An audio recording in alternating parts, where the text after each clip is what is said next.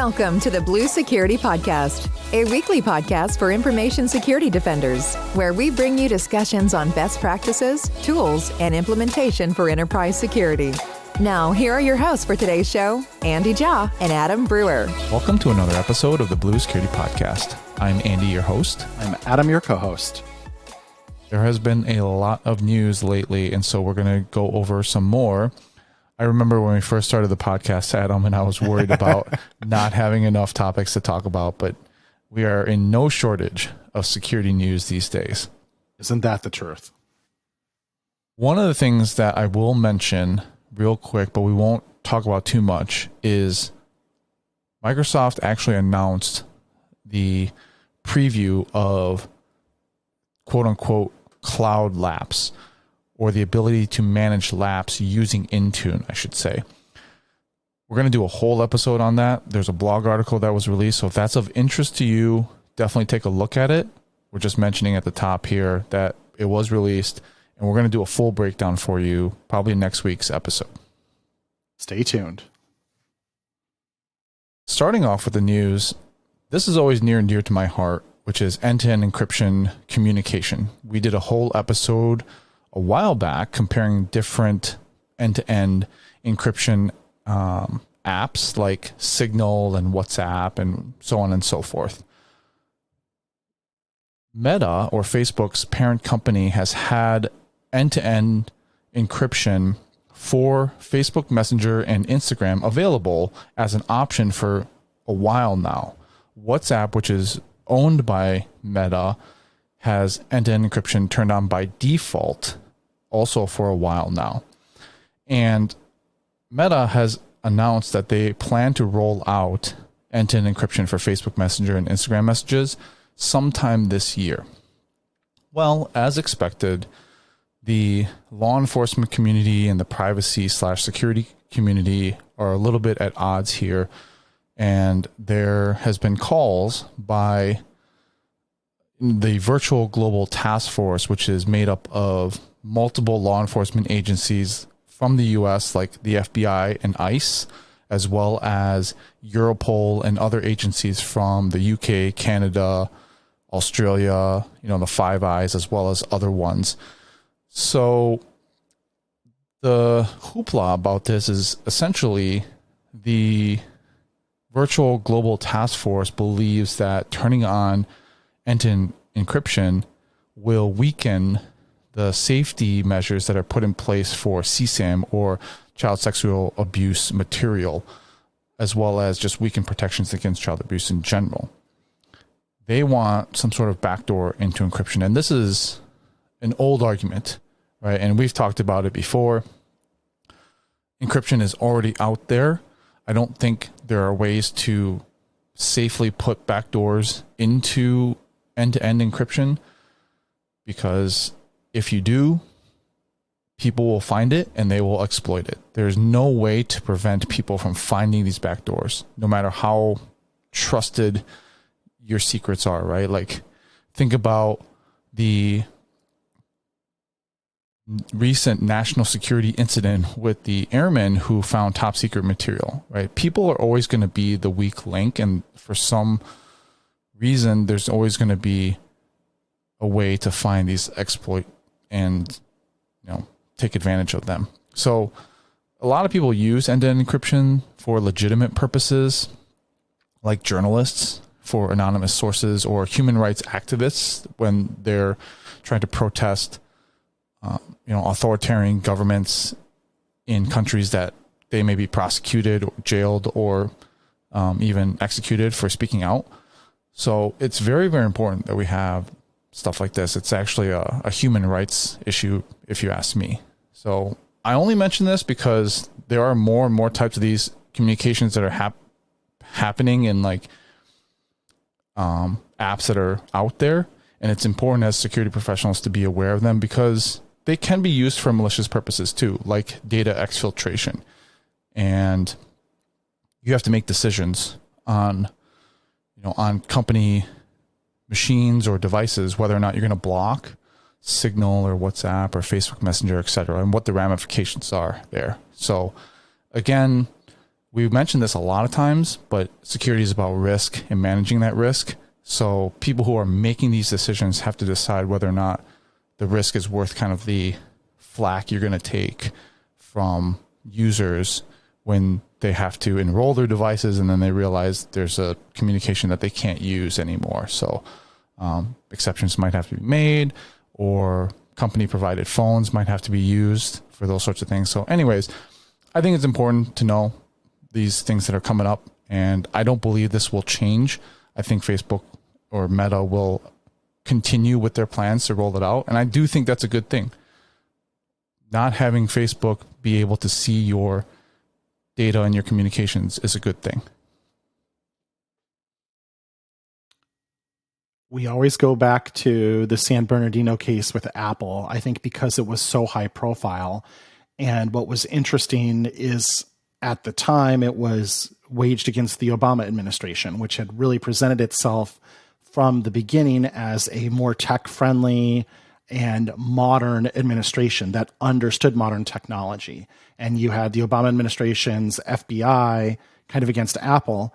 And some of the rhetoric became extreme to the point where Apple was accused of supporting terrorism and people who perform mass shootings, like in that very unfortunate case. And this was to the point where, if you don't recall, like Tim Cook is going on like 60 Minutes in the evening news to make their case. And I thought Apple was very brave in that, because Apple took a lot of heat for it because people just conceptually don't understand this. And Andy, you got into, if you create a back door, there's the risk of it being compromised. And while I'd say that's true, I think there's greater risk of political pressure. I think we've already seen in recent years the challenge of capitalism and the responsibility to deliver shareholder value against countries with poor human rights records. I think Apple in particular, just to use it as an example, has been an organization that has really stood out and stood up for rights, like the LGBTQ community and for the environment. Apple has a really positive track record on that. But at the same time, Apple has a responsibility to deliver shareholder value. And some of those stances go away when it becomes time to deal with the People's Republic of China, where Apple does the lion's share of its manufacturing and sells a lot of hardware and software there as well. And so I think where you run into the challenge with this is, if you do create a backdoor, it's not necessarily that you will have, some adversarial nation like break into it, although that's certainly a possibility and they will certainly try, but they could exert political pressure. Apple, if you don't give us the same backdoor access that you gave the United States FBI to your new FBI OS you just rolled out, well, then you can't sell your stuff here and manufacture it here anymore. Essentially, China could put Apple out of business. Apple, the largest company in the world, a $2.5 trillion organization, would have a very difficult time becoming an ongoing concern if the Chinese government took such a strong stance. And why wouldn't they? If the United States is granted access to that, or the Five Eyes, as an example. And so that becomes a risk as well. This becomes a political gamesmanship, a political football. And on this same note, the United Kingdom is moving legislation through right now, Parliament, that would attempt to ban end-to-end encryption. You'd be required to deliver a backdoor to the United Kingdom government and MI6 and that whole deal. And here's where I think that conversation goes sideways, because it's presented as like they're going to force these companies to open up and deliver that backdoor encryption. Here's what's actually going to happen. You're going to effectively ban services like iMessage and WhatsApp in the United Kingdom, because Apple's not going to create that backdoor for the UK. Facebook's not going to create that backdoor for the UK, Meta, I should say. They will instead turn off the services there and wait them out. And I think they'll win if it comes to that, if that actually passes Parliament.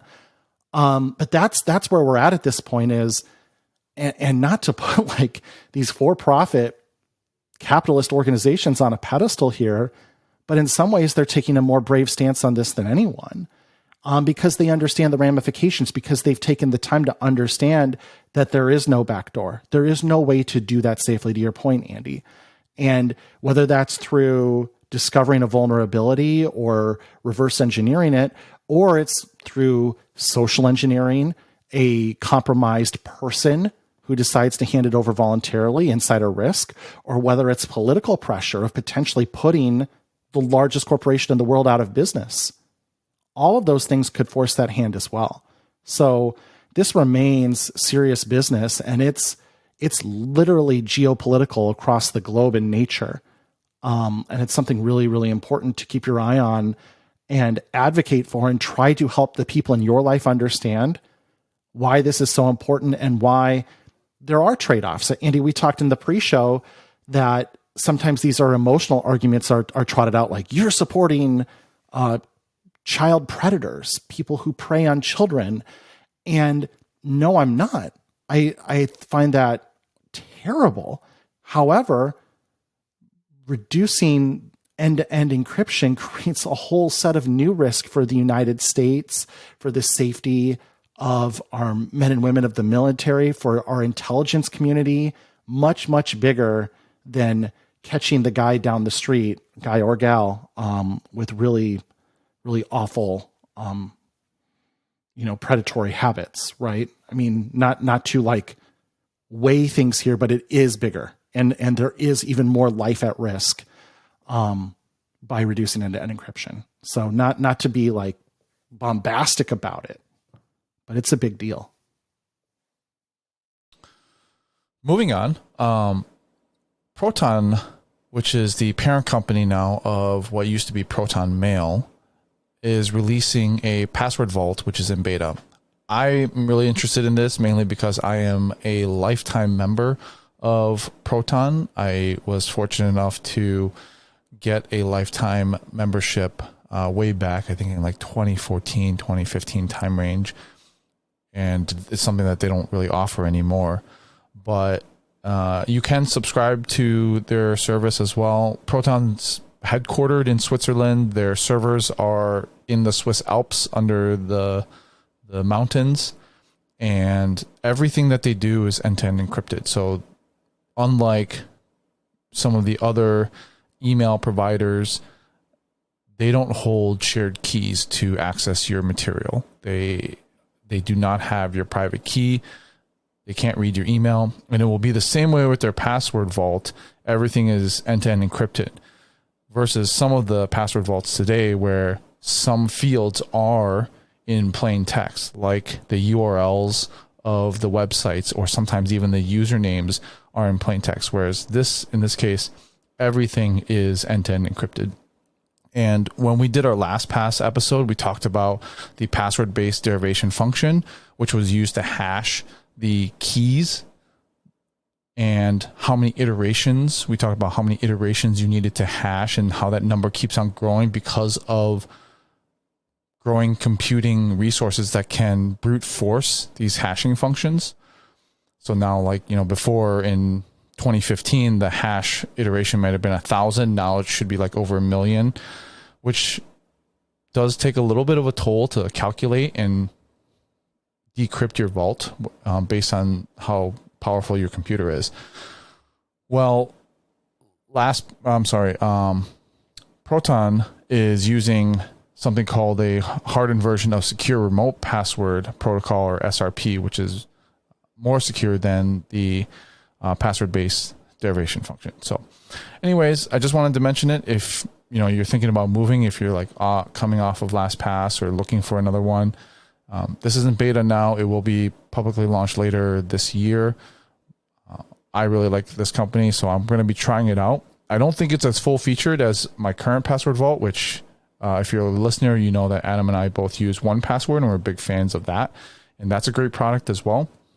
Bitwarden is open source, and it has been audited, and that's also a good option. There's a good free option for that. 1Password, there's no free option. With this one, there's going to be open source as well for Proton, the Proton Pass it's called, and it will be available to be audited as well. So another option out there if you're moving off of a password vault. I think additional competition in this space is good, like the fact that they kind of don't have legacy to support legacy vaults, so they can start with stronger encryption methods by default from the beginning. And I think it's great to be building a modern password manager with some of the lessons learned over the past year, and certainly a company you can trust when it comes to security and privacy like Proton. So I think that's a really interesting offering and look forward to tracking its progress closely. Shifting back to identity, which we've had many conversations about over the last couple of weeks, LinkedIn rolled out a free verification badge that you can add to your LinkedIn profile. And unlike Instagram, Facebook, and Twitter, you don't need to pay to get those verifications to show up on your LinkedIn profile. There's been a lot of news lately about Twitter Blue and how the blue badges are going away, and now you have to pay $8 a month. This is absolutely free. There's going to be multiple ways that you can verify yourself. If you want to do a workplace verification, you can do that via email or Microsoft Entra if your company is using it. The workplace email is available now. The Microsoft Entra will be rolling out shortly. And then the other way, if you want to just verify yourself without your workplace, LinkedIn has partnered with Clear, and you'll be able to use your identity using a U.S. government issued ID or a U.S. phone number. And that verification will show up on your profile. It'll be available for people to see. It doesn't appear like next to your name like other social media networks. It's kind of within your profile, kind of by your work experience and stuff. And I think this is a great feature because there have been several fake profiles, AI generated profiles with AI generated photos that are very, very real looking. And for me, I know people try to connect with me all the time. It's a great way for malicious actors to find just information on myself, right? Even my work email, then they can send like a phishing email to me or something like that, or my personal email.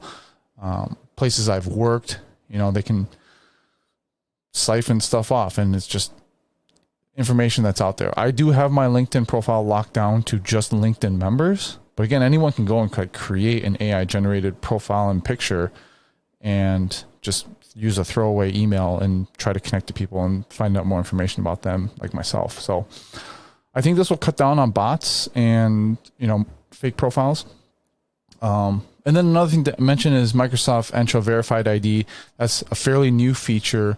It goes beyond just LinkedIn too. It can be used for like background checks, loan applications. So if you're using it, it has a decentralized ID. We talked about this a while back, but it has a trust model that involves the issuer and the holder and then a verifier. And then organizations that are using it can cryptographically sign the digital ID, which then the employee can go and use to prove that they work for the company. So like, let's say you need to apply for a loan and the bank is able to verify that you work at that company, which just gives a more credible, verified existence, essentially. So a lot of good uses, but I really like this feature. I went ahead and enabled it on my profile on LinkedIn. The Clear verification, I guess, is also still rolling out. Adam and I looked at it before the show, and he is a Clear member as well and wasn't able to see it on his profile yet. So if it isn't available, just wait. It's coming. But for sure, the work email, that is there, and both of us were able to do that really quickly. Entra Verified ID is something to keep an eye on moving forward, because decentralized identity, I think, is going to be growing in importance as something you can take with you, as something that belongs to you, as opposed to an identity that belongs to Facebook or Microsoft or Google or Apple. It's something that belongs to you and you can take with you. I think that's really compelling. And I think there's benefits for organizations to be able to prove identities as well. As you gave a couple examples, Andy, this is something that is completely free. There's nothing to buy. If you want to look at this or even start using it, maybe you've got some use cases in mind or want to learn more to figure out where it might fit in, definitely something to check out, but absolutely no cost, nothing to buy, no licensing, no enterprise agreements, none of that. So very, very cool stuff there. And I think Andy touched on everything else like that. LinkedIn is baking in more verification options and doing them in a way that's free, because I think it benefits the social network. Ultimately, LinkedIn benefits from having verified identities because it allows them to build more trust into their platform and continue to make it that really premium professional social network. And we should mention, Andy and I both work for Microsoft. Microsoft wholly owns LinkedIn. So LinkedIn is a Microsoft company, although it operates independently. So that is our sister company of where we work, but we don't work for LinkedIn directly, and they do their own thing. So very cool stuff from the folks over at LinkedIn. Really like this. And I look forward to being able to do my Clear verification. And should mention, you do not have to have the Clear Plus membership that you use at the airport to jump the security line a little bit. That's not a requirement for this. Even if you don't have a Clear account at all, it will help you create one. They will ingest your like driver's license or identification and get you verified on LinkedIn as well. So not a requirement, but it sounds like, Andy, if you have that set up already, it does streamline the experience. Yes, it does. I was able to just take a picture of my face, and then because I'm already a Clear member, it just went ahead and verified me without having to upload any additional documentation. Because for those of you that don't know, so Clear is an offering at the airport, and what it is, what it skips for you is you go through either TSA PreCheck line or the normal line. You have to wait in line to show your ID or your boarding pass to that first TSA agent that's sitting there, and they stick your card in a thing and it reads it, and then it turns green and makes a bong noise. And sometimes they make you scan your boarding pass too, although that seems to vary. Clear lets you skip that step, because when you enroll in Clear, they capture your identification like your driver's license or your passport, and then they capture biometric information from you. They do an iris scan and a fingerprint scan, and you can use either one. For me, my iris scan doesn't work because I wear really custom prosthetic contact lenses, but I can do the fingerprint scan. And then what they do is they actually jump you right in front of that person who takes the IDs. So you basically go straight to putting your bag on the belt and having to go through the X-ray machine or the other TSA machines as appropriate. It's a good offering if you go through very busy airports, larger airports that offer it, and you're looking to shave every minute of time that you can. It is independent of whether you have PreCheck or not, so you can use it with or without PreCheck. Not a requirement either way. But if you're looking for the ultimate hack to get through an airport as fast as humanly possible, Clear plus PreCheck will get you through as fast as it is to get you from curbside to the airside. I do like it. And just to mention as well, since I'm on a tangent here, if you have an Amex Platinum, it comes with one Clear membership included. If you have status on Delta Airlines, you get a discount on Clear membership that way as well. So those are a couple of ways you may already either be able to get it at a discount or free entirely. You do enroll at the airport. They have little kiosks there that you can walk up to, and they'll help you enroll. And it takes literally like 5 to 10 minutes, and you can use it that day. So then you will jump the line then and there. All right, our final topic today is a little hack that I found while looking at different news articles. And this was something that, even though I've been an iPhone user for many years, Adam has owned every single iPhone that has ever been manufactured. This was both news to us, and it's a great hack on securing iPhone. So we're just going to talk about iPhone security for a little bit here. And while I understand that the global numbers for what operating system is being used is majority Android, it's like 71% Android to like 27% iPhone or iOS. iOS has the majority market share in North America or the US, and that's just over 50% and about 54%, with Android being about 44%. So chances are there are many number of your employees and probably yourself as a listener use an iPhone. And these first couple of things that we'll talk about do apply to both Android and iOS, but the last ones will not. So, Andy, actually, before you go a little farther, I want to add a little more color to that market share conversation as well. Definitely different. Understand that globally, there is much more Android usage, and iPhone is really prevalent in North America. But those numbers actually skew even more when you look at active usage. So every year on Black Friday or a couple days thereafter, IBM publishes information from the retailers they support about their Black Friday orders and the demographics of people who do Black Friday orders. Now, again, this would be people who do have disposable income, so that does skew it a bit. It is people who can spend money. But those numbers tend to be in the 70s or 80s iPhone users, of people who are actually going out and using their phones and buying stuff. So what I suspect also happens is that Android market share tends to be people who are more like, I'll take the free phone, whatever. And they use it more as simply a phone, and maybe don't use a lot of the smartphone capabilities as much. My own experience, and again, the plural of anecdote is not data, would bear that out, that some of my less technical extended family members tend to like go into US Cellular and get the free Android phone, and they don't really like surf the web on it or do anything with it. So I think in terms of like security risk, I think this almost goes even higher on the iOS side, like in North America, in terms of those users tend to be more actively using their phone, which I think creates more attack surface for them.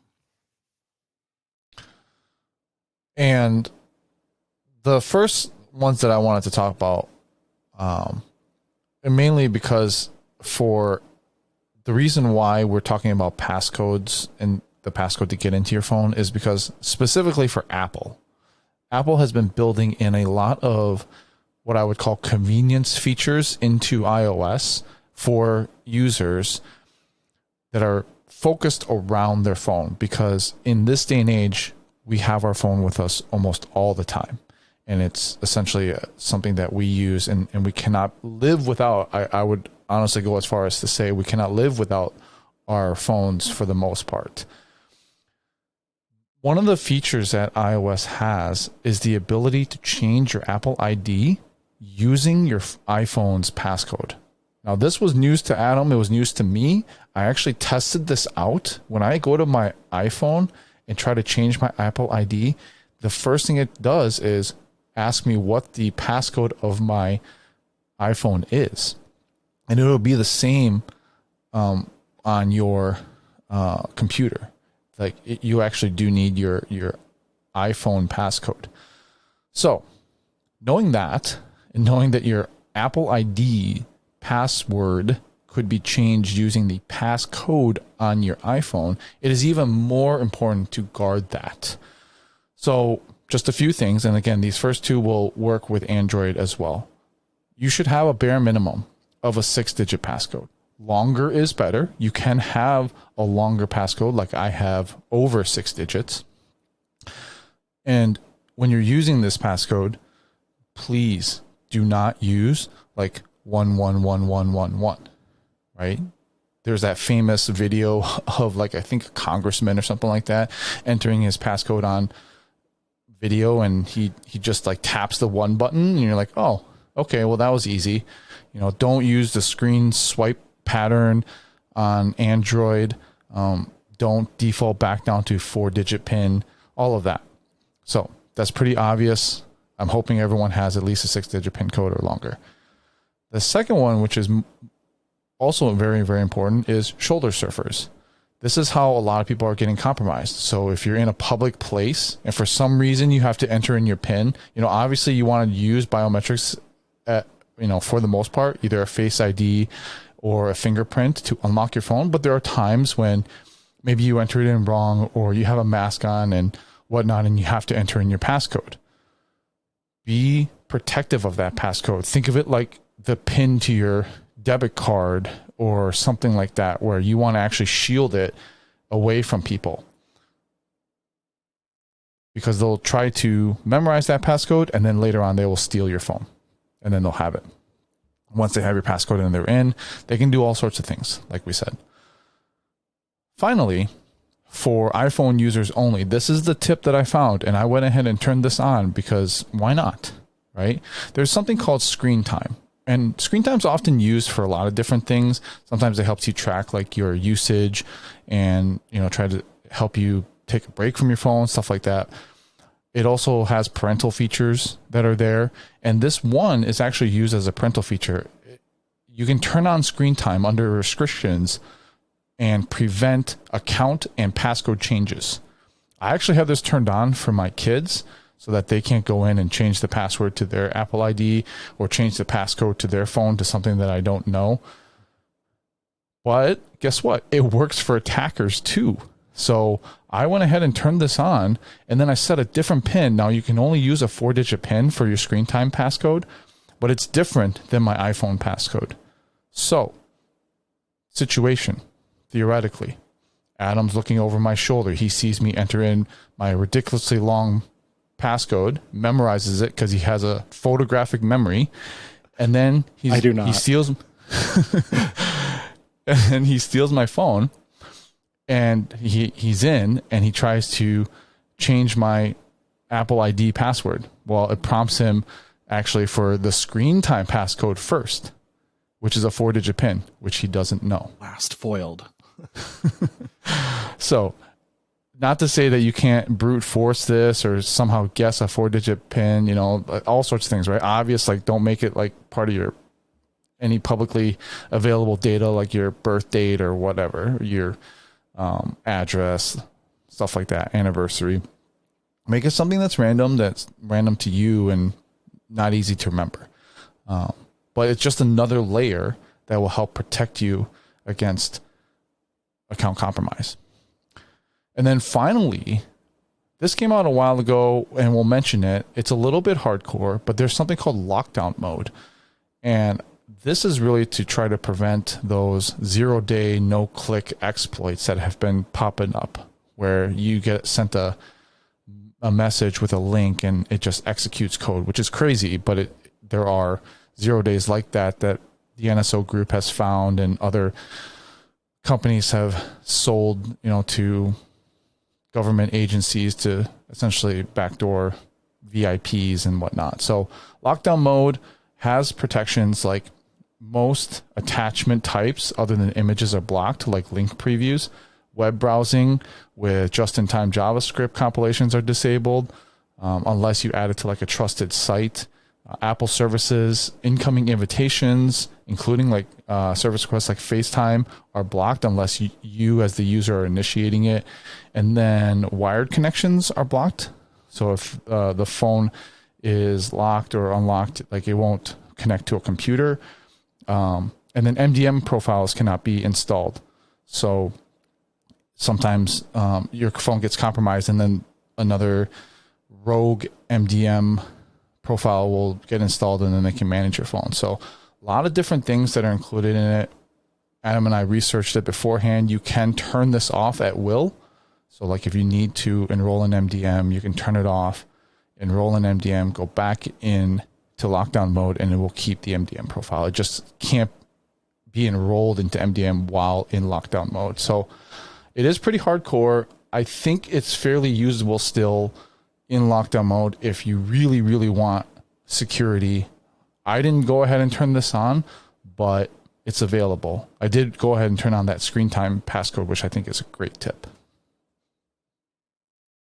If you remember and I'm talking like the good old days of the Apple Store and the Genius Bar, when they used to give you a bottle of water and they had the red telephone sitting behind there that was direct line to Cupertino, and you've gone and sat in an Apple Store recently, you begin to understand, and it's sometimes we get in our bubble because we're all technical listeners of this show, and we're able to share our technical knowledge with our family and our close friends and help them at least avoid the most obvious pitfalls.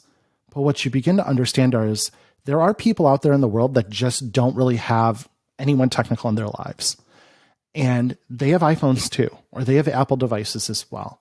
And you could literally just go eavesdrop in an Apple Store for a half an hour, and you'll begin to understand why Apple has built a lot of these convenience features into their devices. Apple has a constant battle of, they could add something like this and it might save 2% Genius Bar visits a year, or Genius Grove, I guess is what it's called now because there's no bar anymore. You go sit on a box somewhere and it's lame.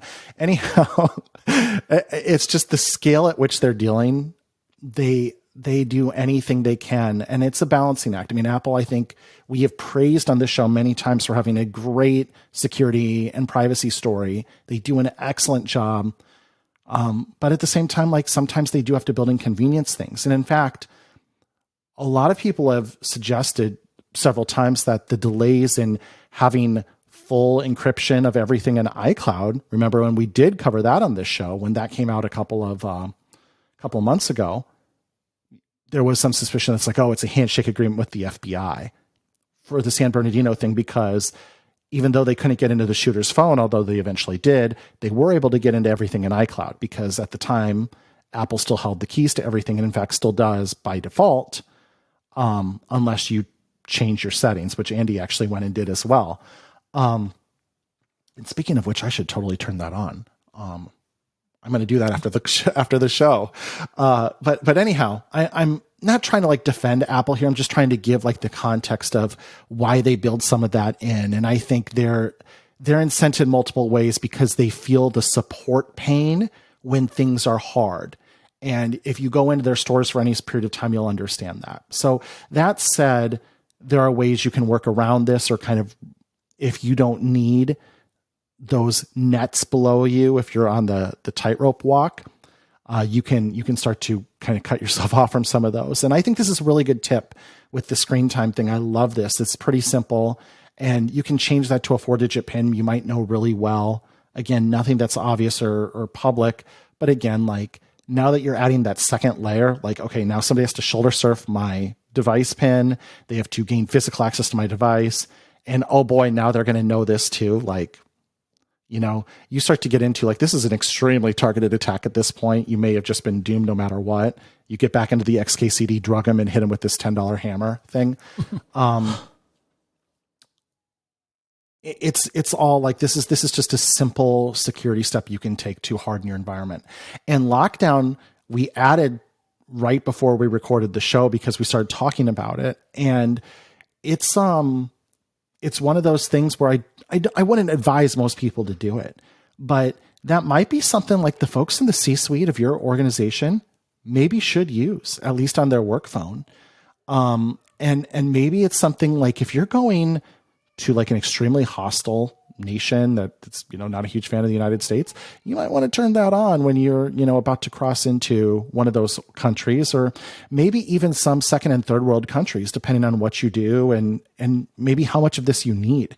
Like Andy and I were talking about, because you can go in and out of lockdown mode freely, you know, there's a security tip that says, don't ever plug your device into any like weird USB port, you know, bring your own power brick. That way, if somebody compromises that USB port, like at the Minneapolis airport, and you plug into that, you're not at risk of anything. Well, if you have lockdown mode turned on, then malware can't get installed that way because the wired connections are just disabled. It will only charge your phone. So like, hey, you know what? If you're traveling and you don't want to think about that stuff, like, oh gosh, did I bring a power brick? Do I have a power converter? This country is on a different power standard than what I have at home. I mean, some of those things might just be really, really helpful to do. And to mitigate your risk there. So it's something worth thinking about. Again, I don't think 99% of listeners of this show, unless, hey, you're VIP, should be walking around with this turned on all the time, but it's an option. And if a tinfoil hat is part of your regular attire, then maybe do turn this on all the time. But it's nice to have options. And I saw a headline recently that I believe it was the NSO group. Some of their recent malware they've created does not break through lockdown mode. Like lockdown mode does prevent it from working. And so that's really encouraging because that's extremely targeted malware against extremely targeted people. And if this does do what Apple hoped it did, that's really, really powerful. And that's a good tool to have in the toolbox. Just like with any other security features, sometimes there's no net. So do be careful when you enable this. Like Adam, you were talking about the end-to-end encryption for iCloud. Mm-hmm. There's multiple different warnings that are like, if you lose your password or you lose your passcode, like we cannot help you recover that stuff. Right. So, with the screen time passcode, there is the ability to recover your screen time passcode if you forget it using your Apple ID email as a recovery feature. When you turn this on, it will automatically come up with that screen and say, hey, enter in your Apple ID password to turn this recovery mode on. If you hit cancel, it's like, hey, are you sure you want to skip the recovery process? I went ahead and skipped it. So there's no way to recover my screen time passcode because most likely your email is your Apple ID and you probably have that synced to your phone. So if I have your phone and I know the passcode and I'm in there and you probably don't have an additional passcode to look at your email because I can just tap on the app and I'll just be able to recover your screen time passcode that way, then that thwarts this whole thing. So if you do want to turn this on, I would suggest that you turn off the Apple ID recovery, and if you're afraid of losing that passcode, then put it into like a password vault with 1Password. I know that if I fail the face verification, it defaults to the master password. Although there are some operating systems, some password vaults where you can use the passcode of your phone in order to access the password vault. So take that into consideration. For me, I know that if I put it in my password vault and someone else has my phone, they have to actually enter in the master password, which is obviously very, very long. So, yeah. That's a really good point. I mean, in general, it's good. And maybe we should do a show on this, Andy, walking through what's reasonable amount of safety netting and what's not. Because I will say when I've had to set up, like say my 1Password account on new devices, I've had that like flash of, oh crap moment when I wonder, do I have that second factor? Where do I have it? Well, I have it in, like my Microsoft Authenticator app instead. Because normally I keep all my second factors in 1Password with everything else. And so it's like, well, it's not a 1Password. So where is it? And I've wondered before, like, okay, is this too much safety netting? Is this not enough? Like, where should I have this? I also have it on a FIDO key, which I don't know where it is right now. So, like you gotta have a plan in place for like, okay, if this happens, then what do I do?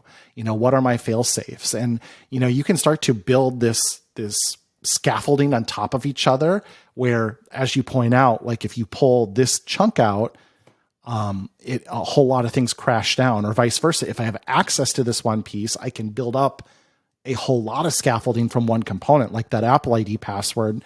I think one of the things we're going to link in the show notes talks about if you're using Apple's built-in password vaulting in Safari and in the iOS system one. Again, I have your Apple ID password. Boy, I have access to a whole lot of stuff in there. Now, they do require you to prove like some second factor, but guess what that is? Device passcode. So if I shoulder surf you, I got that too. So exactly. It's one of those, like there's maybe a little more diversity in how Apple builds that out would be good. But again, I understand they're trying to hit a very broad target with a very wide audience with a very diverse set of technical skills. And that's our show for this week.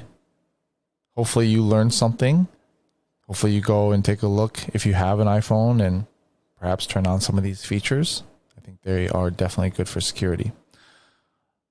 The show notes will include the links to a lot of the things that we talked about, where we got our material from.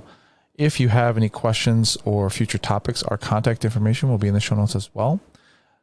Thanks for listening, and we'll talk to you guys next week. Thank you for listening to the Blue Security Podcast. Please check out the show notes, catch up on episodes you may have missed, and subscribe so you don't miss any future episodes. Find Andy on Twitter @AJaw0 and Adam @AJ Brewer. See you at our next episode.